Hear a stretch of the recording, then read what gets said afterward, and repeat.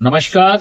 मैं डॉक्टर हेमंत शर्मा आज आपको बताने जा रहा हूं बायोटिनिडेज डेफिशिएंसी एंजाइम के बारे में।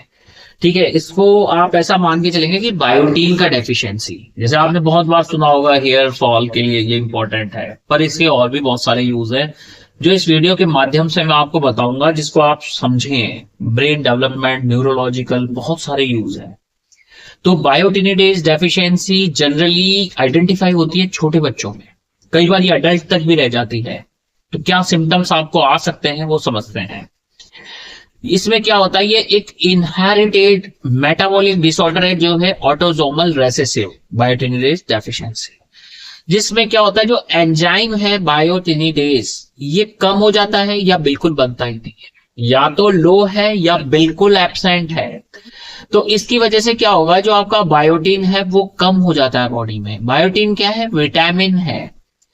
तो ये एंजाइम रिलीज करता है बायोटीन को, कहां से प्रोड्यूस करवाएगा, या तो फूड से ले लेगा या फिर बॉडी में जो रिजर्व सोर्सेस है उससे ले लेगा। पर एंजाइम ही नहीं है या एंजाइम कम है तो बायोटीन बॉडी में नहीं बन पाएगा, नहीं मिलेगा। ठीक है, तो अब बायोटीन नहीं है या बहुत कम है तो क्या हो सकता है। जनरली स्किन को इफेक्ट करेगा, हेयर्स को इफेक्ट करेगा और आपके ब्रेन को इफेक्ट करेगा बायोटीन।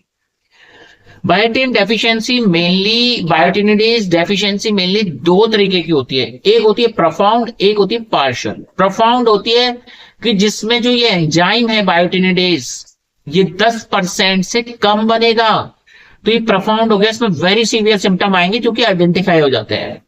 एक होता है पार्शियल, जिसमें बायोटिनिडेज डेफिशिएंसी पार्शियल को हम बोलेंगे 10 से 30% तक एंजाइम इसमें काम करता है। तो इसमें जनरली सिम्टम्स होते ही नहीं है, पता नहीं चलता है, लॉन्ग टर्म जाके पता चलेगा। और इसके सिम्टम्स आएंगे कब, जब आप स्ट्रेस में है, दुखी है, तनाव में है, या आपको कोई इन्फेक्शन हो गया, आप बीमार पड़ गए, तब आपको इसके सिम्टम्स आएंगे। अब बात करते हैं क्या सिम्टम आएंगे, कैसे पता करें कि हमें ये बायोटिनिडेज डेफिशिएंसी है या नहीं है, जिसकी वजह से या हो सकता है बायोटिन डेफिशिएंसी और न्यूट्रिशन की। तो न्यूरोलॉजिकल सिम्टम्स आ सकते हैं, आपको सीजर आ सकते हैं, मिर्गी। अब क्या होगा कि आपको ये डेफिशिएंसी थी, डॉक्टर आपको मिर्गी की दवाई दे रहे हैं, फिर भी सीजर्स नहीं ठीक हो रहे, तो उसका कारण है बायोटिनिडेज डेफिशिएंसी। डेवलपमेंटल डिले, हाइट नहीं बढ़ रही है, उम्र से कम लग रहा है बच्चा, हाइपोटोनिया, मसल टोन नहीं ले रहा है, चलने फिरने में दिक्कत है, हियरिंग लॉस, सुनाई नहीं दे रहा है ढंग से, विजन प्रॉब्लम, खराब दिख रहा है, धुंधला दिख रहा है, या फिर अटैक्सिया। अटैक्सिया मतलब जो अल्कोहलिक दारू पीने के बाद चलता है ना, जब टेढ़ा मेढ़ा चलना, प्रॉपर नहीं चल पाना, तो ये बायोटिनिडेज डेफिशिएंसी से हो सकता है। स्किन और हेयर में क्या हो सकता है, एलोपेशिया, बाल झड़ने लग सकते हैं, स्किन पे रैश हो सकते हैं, फंगल इन्फेक्शन हो सकता है, ड्राई स्किन होगी। ठीक है, ये सारे सिम्टम स्किन के आ सकते हैं। अदर सिम्टम्स हो क्या हो सकते हैं, आपको ब्रीथिंग प्रॉब्लम, सांस लेने में दिक्कत हो रही है, या फिर आपको खाना नहीं खाया जा रहा है, फीडिंग इश्यू आ रहे हैं, थके हुए हो और बार बार इन्फेक्शन हो रहे हैं, और भी बहुत सारे सिम्टम्स हैं। जनरली ये सिम्टम्स हैं जो बायोटिनिडेज डेफिशिएंसी से आएंगे।